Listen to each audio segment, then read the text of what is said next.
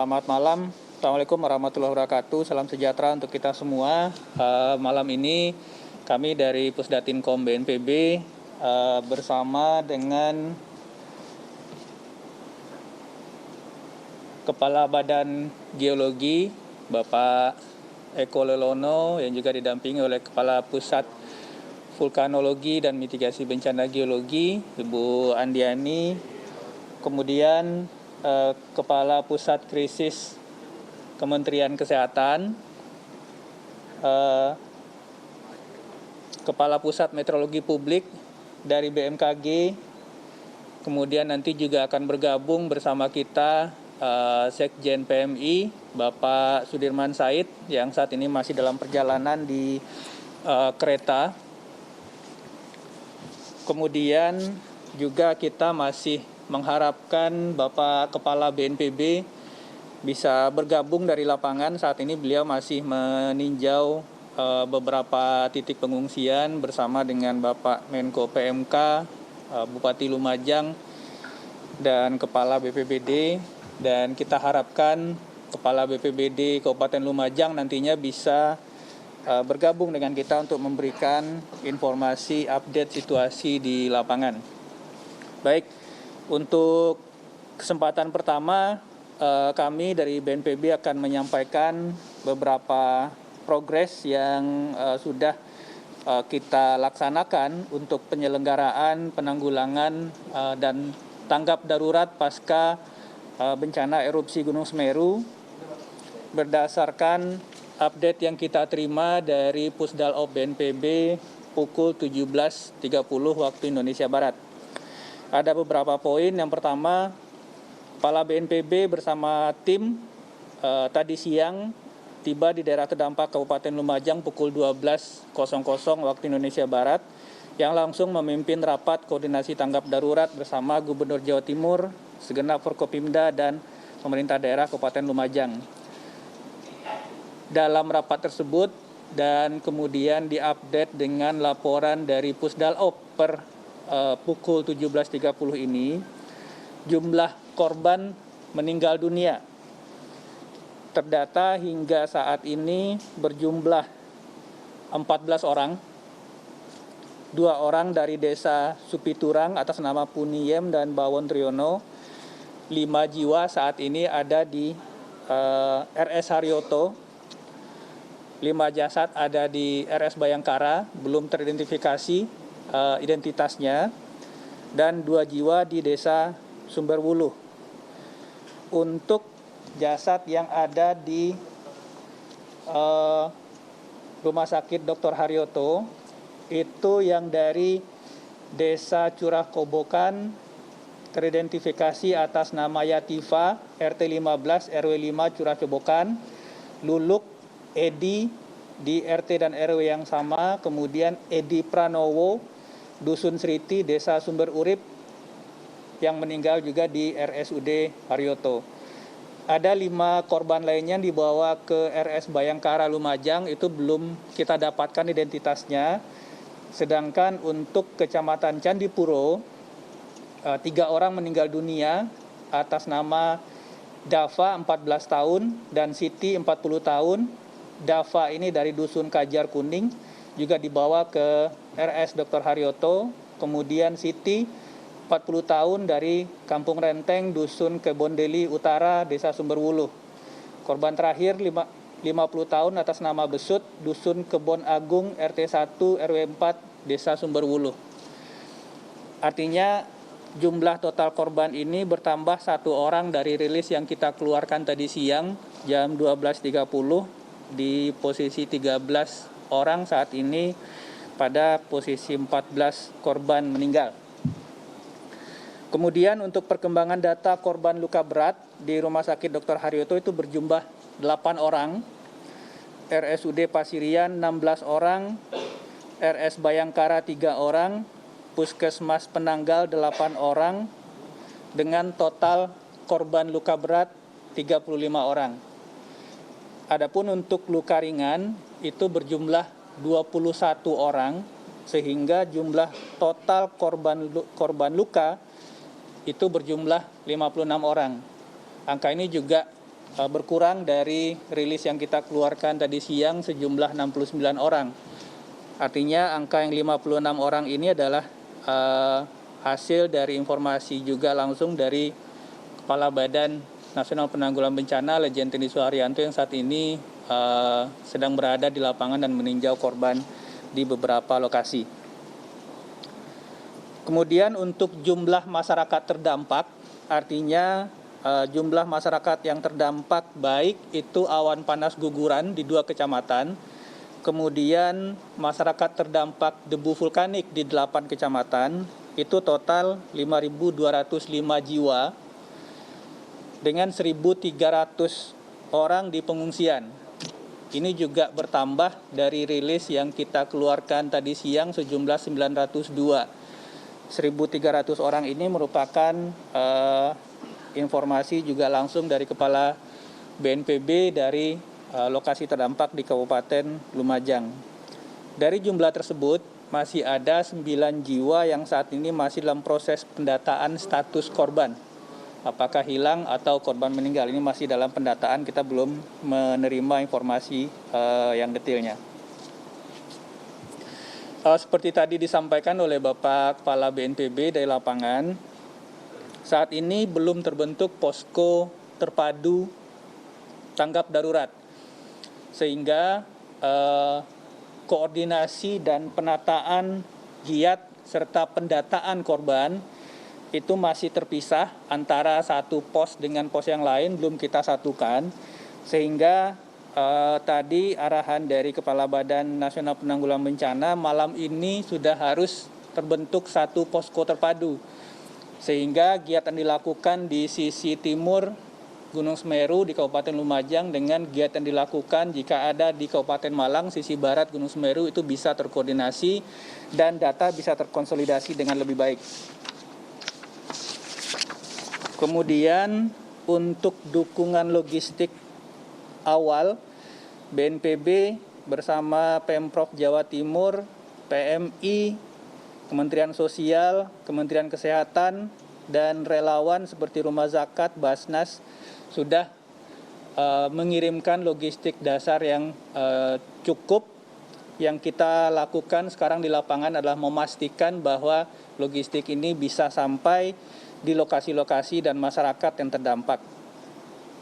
Khusus untuk masyarakat yang mengalami kerugian material seperti rumah rusak berat atau rumah hancur, tadi sore Bapak Kepala BNPB sudah menyatakan bahwa BNPB akan memberikan dana tunggu hunian hingga 6 bulan ke depan.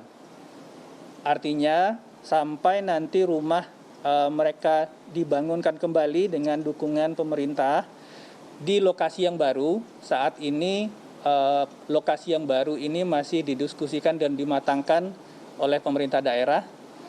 Sekiranya lokasi ini sudah fix, akan dibangunkan hunian yang baru, dan selama itu saat ini hingga 6 bulan ke depan BNPB akan memberikan dana tunggu hunian kepada masyarakat tersebut. Kemudian kami juga menerima informasi dari Kementerian Pendidikan untuk jumlah sekolah terdampak di Kecamatan Pronojiwo dan Kecamatan Candipuro. Ada yang terdampak langsung, itu untuk PAUD sejumlah 4 sekolah di Candipuro dan 9 sekolah di Pronojiwo yang terdampak langsung. SD itu baik Candipuro dan Pronojiwo masing-masing 9 sekolah. SMP Candipuro 2 sekolah, Pronojiwo 3 sekolah, SMK Candipuro 1 sekolah. Jadi total untuk satuan pendidikan yang terdampak langsung itu sejumlah 6 sekolah di Candipuro dan 22 sekolah di Pronojiwo.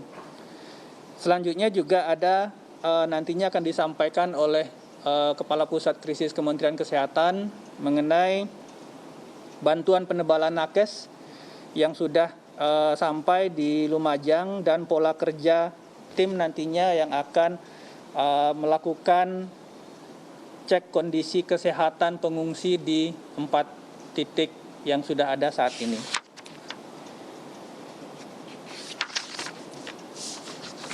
Ini yang bisa kami sampaikan sebagai update dari data yang sudah kita konsolidasikan hingga pukul 17.30.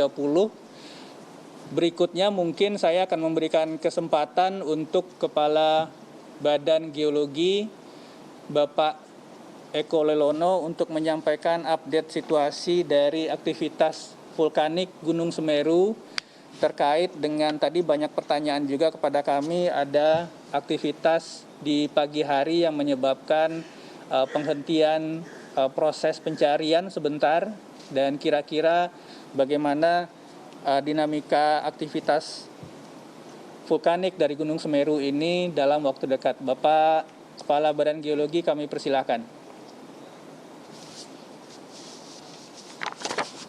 Terima kasih Pak Kapus, yang saya hormati Bapak Ibu semua yang hadir, terima kasih.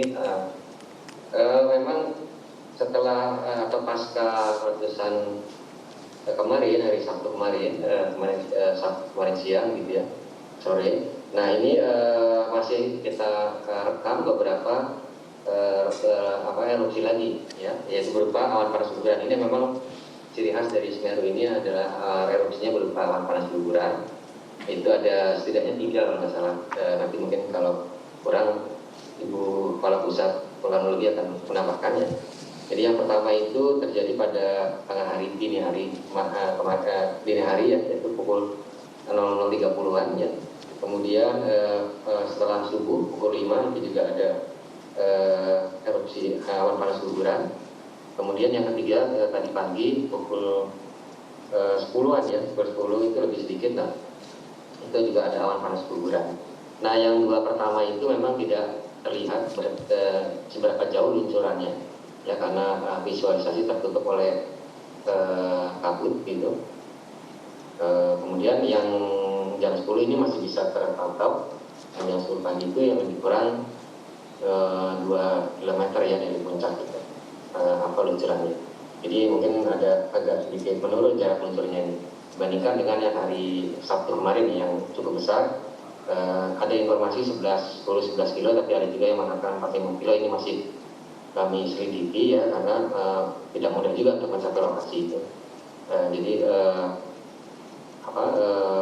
meskipun demikian memang terlihat ada penurunan, tapi kita pantau terus. Ini kan kami memantau 24 jam sehari untuk aktivitas Gunung Semeru ini.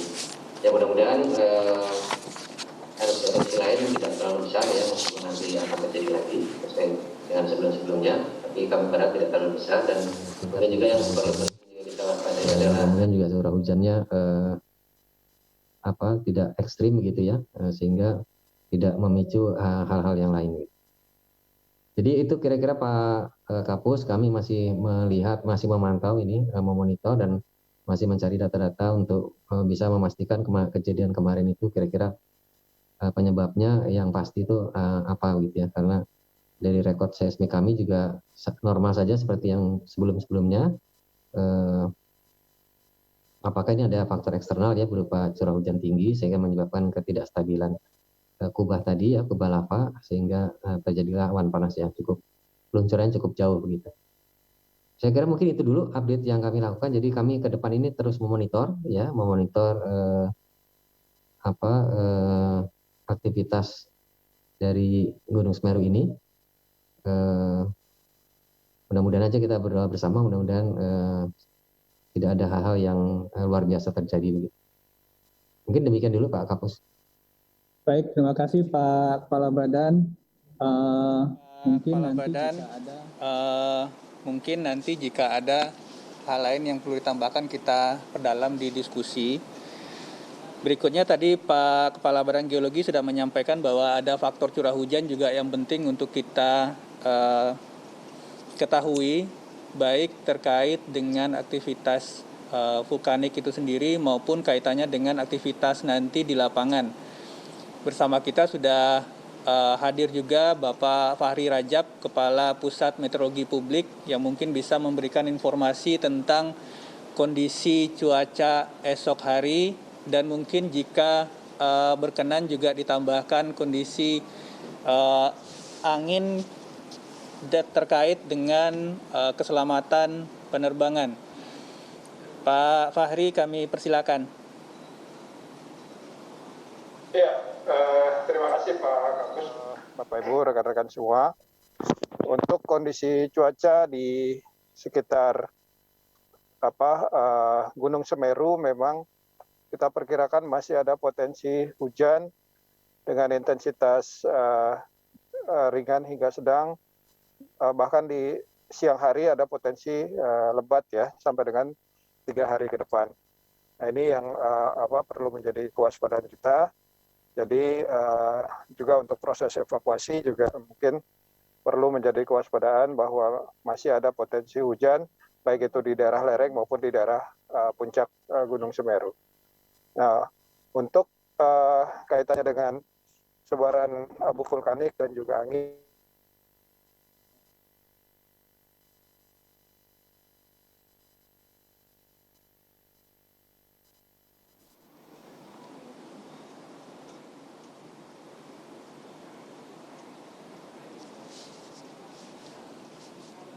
Oke. Sepertinya Pak. Oke. Sebenarnya Pak Kapus Meteorologi Publik terputus. Udah ada. Silakan Pak Kapus, Pak Fahri. Halo Pak. Ya, silakan Pak. Dilanjutkan. Halo Pak. Ya, silakan Ya, Pak. Ya, mohon maaf tadi terputus. Ya. Ya, jadi untuk kondisi cuaca memang masih ada potensi hujan di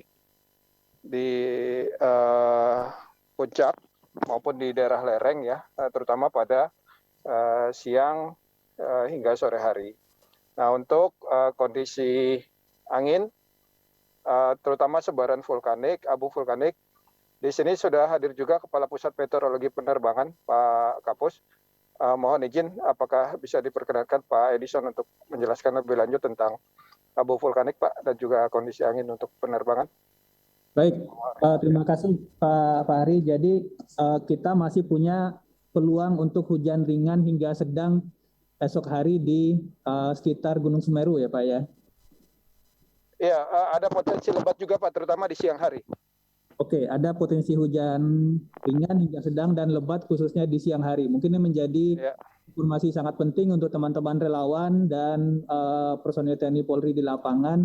Nanti saya juga akan kembali ke Pak Kepala Badan Geologi terkait dengan potensi hujan lebat ini di daerah aliran lahar yang masih panas hingga hari ini yang akan mungkin disiram oleh hujan besok hari. Mungkin ini apakah ada hal-hal yang perlu kita waspadai. Terima kasih Pak Fahri Rajab, Kepala Pusat Meteorologi Publik BMKG.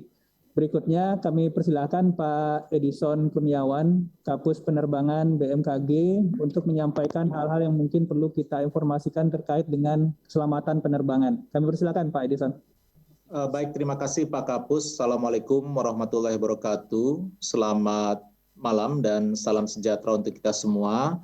Bapak Ibu, rekan-rekan yang hadir di sini, mohon izin menyampaikan bahwa saat ini Badan Meteorologi, Klimatologi, dan Geofisika itu juga melakukan pengamatan ya atau memonitor sebaran abu vulkanik khususnya di wilayah udara atas yang tentunya juga dapat membahayakan bagi dunia penerbangan. Dan saat ini kami akan terus melakukan monitoring secara intensif terkait dengan sebaran abu vulkanik tersebut ya. Meskipun kita ketahui bersama bahwa dari PAC Darwin kami sudah tidak mengeluarkan warning SIGMET lagi untuk di jalur penerbangan karena saat ini aktivitas Gunung Semeru atau erupsinya terhenti sehingga untuk informasi sebaran abu vulkanik yang menggunakan model PAF yang kita gunakan saat ini kita hentikan terlebih dahulu. Namun nanti pada saat kondisi kembali erupsi, tentunya kami akan kembali memonitor dengan melakukan running model dari model PAF sehingga dapat diketahui sebaran dari abu vulkanik tersebut.